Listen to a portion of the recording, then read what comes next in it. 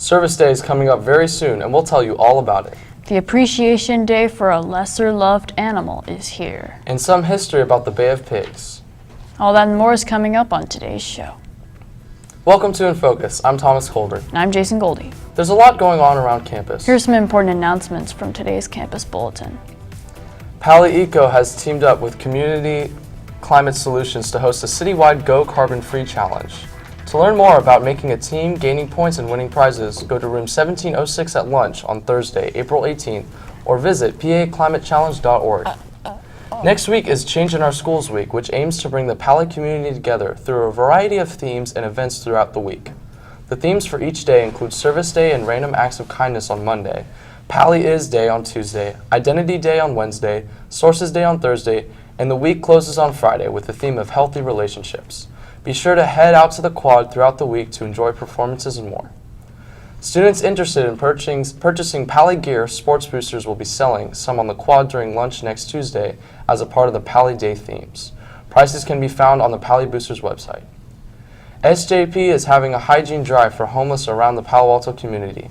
The list of items that students can bring include toothpaste, soap, shampoo, floss, gum, face towels, feminine products, socks, hairbrushes, combs, deodorant, and Band-Aids. Products can be dropped off at the designated collection areas room 218 and room 805 from April 29th to May 3rd. The 7th annual Youth Speaks Out exhibition is showing at the Palo Alto Arts Center. The Arts Center is located at 1313 Newell Road through, and the event runs April 19th. Check out the photography display in the BSU and Latinos Unidos Club murals. Photography students can earn 60 points extra credit to attend. Check Schoology for more details. Service Day is Monday, April 22nd. Some students will be excused from class to go out and volunteer at sites. And Key Club will host an on-campus activity during lunch on the quad. The Palo Alto Teen Advisory Board, Palo Alto Youth Council, and Teen Arts Council are hosting Palo-Palooza on Friday, April 26th from 6 to 9 p.m. at the Mitchell Park Community Center. Seniors planning on attending the Santa Cruz Boardwalk Extravaganza or the grad party should sign up soon. The deadline to sign up is May 5th. Sign-up links can be found in the Pali Class of 2019 Facebook group. Moving on now from what's going on to around campus to what's happening in the world and locally today. Let's take a look at what's topping today's headlines in today's News Minute. The massive search for the Florida teen wanted for making threats to Colorado school is over. She was found dead earlier today from a self-inflicted gunshot. The FBI says she traveled to Colorado from her home in South Florida on Monday night and purchased a pump-action shotgun and ammunition once she arrived. 19 school districts were closed today as authorities searched for her. They say she was infatuated with the Columbine school shooting. The 20th anniversary of that massacre is Saturday. The Justice Department says Attorney General Bill Barr is to release Special Counsel Robert Mueller's redacted report to Congress and the public tomorrow morning.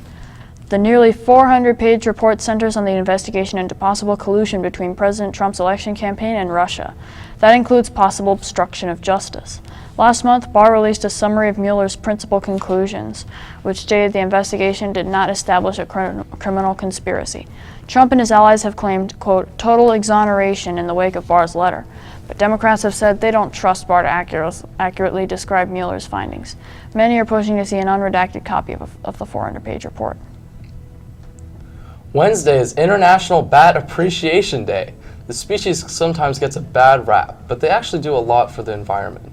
Bats eat insects to help prevent food from being contaminated. The National Park Service said their contribution adds up to more than $3.7 billion worth of pest control each year in the United States. If you've heard the saying that you're blind as a bat, that is wrong. They actually have pretty good eyesight. NPS says some larger fruit-eating bats see 3 times better than humans. Those bats sure are cute, Jason. They sure are.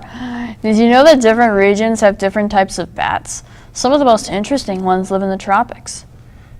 And speaking of the tropics, Derek Dong is in the studio now with the story of a failed invasion of one tropical nation. That's right, Thomas. Today's history lesson takes us to the beautiful beaches of the sunny island nation of Cuba. Today in 1961, a group of Cuban exiles financed and trained by the CIA landed at the Bay of Pigs in Cuba with the aim of ousting communist dictator Fidel Castro. Unfortunately, the attempt would fail, and on April 20th, the invaders surrendered after only 3 days, with the majority being publicly interrogated and put into Cuban prisons. Shortly after the Bay of Pigs, the Soviet Union moved nuclear missiles into Cuba, sparking the Cuban Missile Crisis. Back to you. Thanks for that, Derek. You know, Cuba is in the Caribbean, and what else is in the Caribbean known for? The Pirates of the Caribbean. That's right, Jason, but I personally prefer Vikings over Pirates. Me too, Thomas. So let's take a look at how our Vikings played yesterday. How'd we do, Anthony? In my book, a Viking could beat a pirate any day. Unfortunately, our Vikings couldn't beat a Lancer yesterday. JV softball lost against St. Francis with a score of 0-15. I mean, there's always next time, right? Boys JV lacrosse tossed the win against Sacred Heart 13-0. Varsity softball lost with a score of 1-17 against St. Francis. But there's always another game, you feel me? Varsity baseball stole home base, beating St. Francis with a score of 4-2. Girls JV will hope to rocket a win against Mountain View at 5:15 p.m. Boys JV volleyball will get in the zone against Gunn at 5:30 p.m. along with boys varsity volleyball at 6:45 p.m. Now back to you. Pally's wins and losses seem to be all over the place today, Jason. But something that will be very consistent the next few days is the weather. That's right. We're looking at blue skies and sunny days this week. Let's take a closer look at the weather report. As we look at so today, we got a high of 66 and a low of 50, roughly around 64 degrees right now with winds at about 7 miles an hour.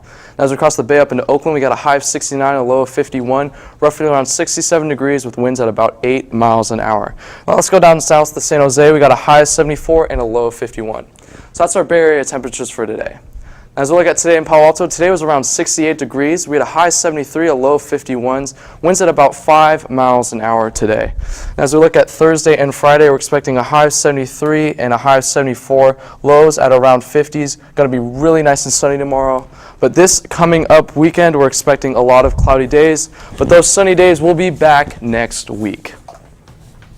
Well, that does it for today's episode. Be sure to visit our website to check out old episodes, check the bulletin, or to send us an email. Until next time, have a great day, Pally.